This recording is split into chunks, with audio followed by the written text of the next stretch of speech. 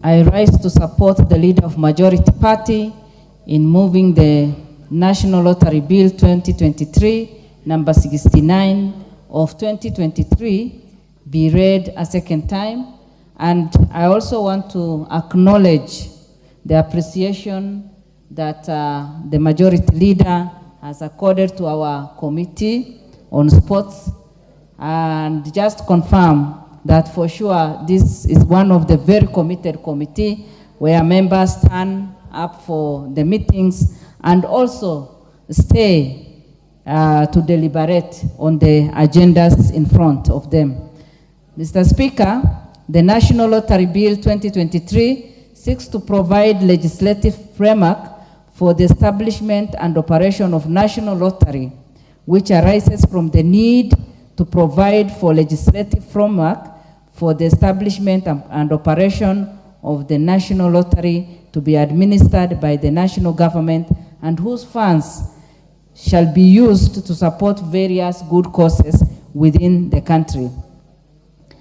Mr. Speaker, until I participated fully in this, I was of the opinion that we don't have to entertain this, putting into consideration the many families that have been negatively affected, the people who have, been addicted in this and ended up being poor and all these other things.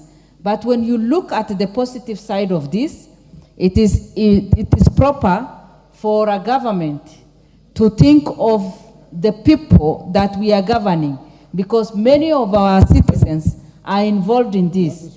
Beside even the operators, the citizens, the young people, even those who are grown up, are mainly in this.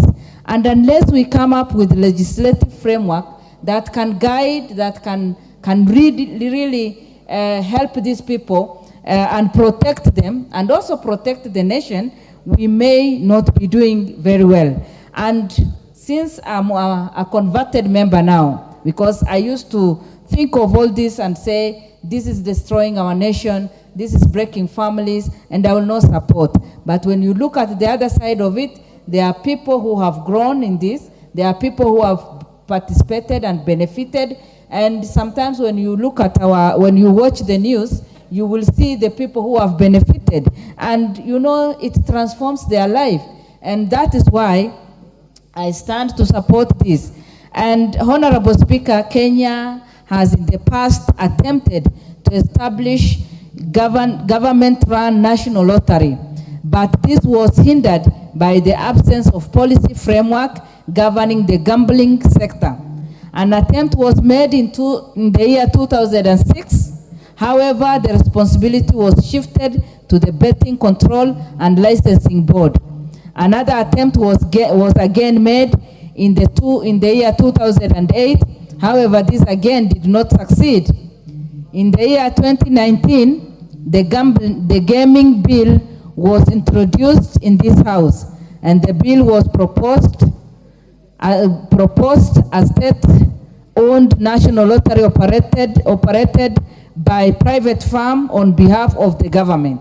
The bill, however, lapsed at the end of the 12th Parliament. This confirms that it is not the first time that Kenya has tried to do this. From 2006 to date, we have, gone through different stages, and the dynamics have also changed. It is no longer the same as what we introduced in 2006. Today it has grown. This has grown, and already many people are in it. And again, there are international investors who come to our country to do this, and if we are not able to accommodate them, then they look for other opportunities elsewhere. Due to economic hardship that we are going through, Honorable Speaker, it is high time for us to put proper measures in place, legislative framework in place, so that we can accommodate investors. We can also encourage our citizens to benefit from this. Honorable Speaker, the Department Committee on Sport and Culture lauds the efforts of the President Task Force on the establishment of National Lottery, which developed the gambling policy. this policy informed the initiation of the National Lottery Bill. Honorable Speaker, we have observed in the past 1 year, our president is determined to make this country a transformative country whereby leaders engage in opportunities that are there and open the opportunities that are there. During our campaigns, we were talking of bottom-up as our model, and many people were surprised and they were saying, okay, it is just something that you're talking about now. But practically today, 1 year down the line, or one and maybe some few years down the line, we are talking of the practical things that we are doing so that we can touch the lives of people.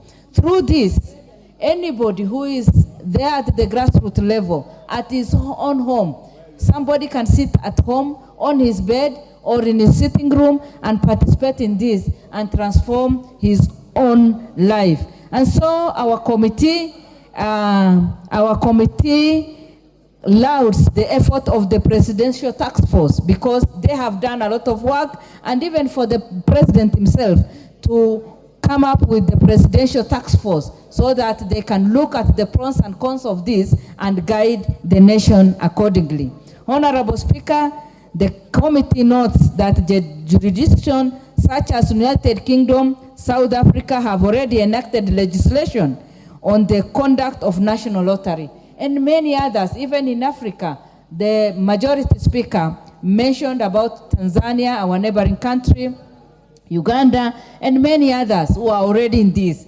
And somehow, although Kenyans are ahead in many ways, when you look at what is happening around, sometimes you wonder why we are dragging behind. And that is why we cannot afford to be left behind. These countries have grown, and through this process, many people have been able to support different activities in their own country. And even in our own country, our thinking and our imagination and our plan is that the process of this will go towards supporting the good causes in this country. Mr. Speaker, currently, many of our counties are going through disaster because of the flood. Many families are displaced. Many people have nowhere to lay their heads. Many school children many parents are wondering whether they'll be able to send their children back to school. In addition to that, Mr. Speaker, we have our young people who are very energetic, who are creative, who are innovative, who do a lot of sporting in every country. And as you know, Kenya is known for sports. And when we go out of this country, many people, when you say that you are Kenyan, they remember the good things, the good things that they know us with, like sporting, marathons, and all these other things. And people get pride. You know, we should be also proud of our own selves and the things that we do. And through this process, we will be able to motivate and encourage our young people who are engaging in sports, in arts, in music, in doing different things, and they want to grow their talents. Where I come from, we have young people who are talented in different ways. Others are artists, others are doing sports, and others are eagerly waiting for somebody who can just hold their hands and move them from one level to the other. If this will help the nation to grow and also help our young people to grow, because we are all there to inspire the young people or the people around us. Mr. Speaker, it is high time for us to encourage those opportunities that are there for our people to grow. And the bill provides for a national lottery to be operated within the Republic of Kenya, and whose funds shall be used to promote good cause, as I have said, people who are talented. And number one, charitable causes, which may include providing care and protection for the physically and mentally afflicted, the aged, orphans, and vulnerable children.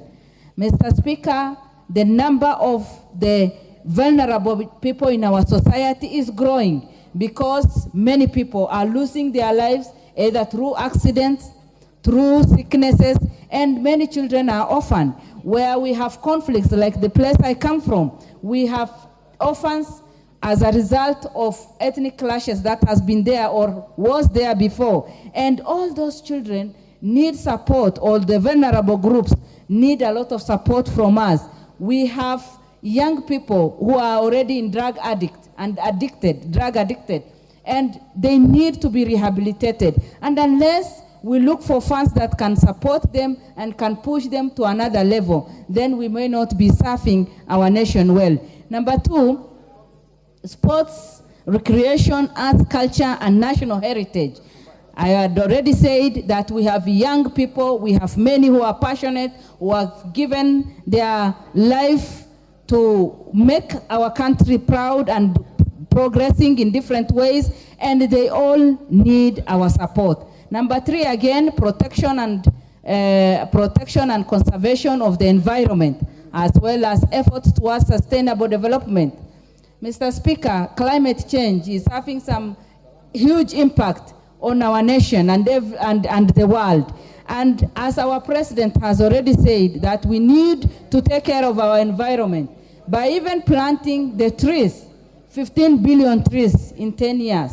This can, the process from this can easily go to that, so that we can transform our country and make it green, so that we can all enjoy the greenery and we can all enjoy the environment, we can all enjoy the good health that we can get as a result of that. Number four, response to emergencies and crises affecting communities, which include natural disaster. I have already said, currently, there are people who are already suffering.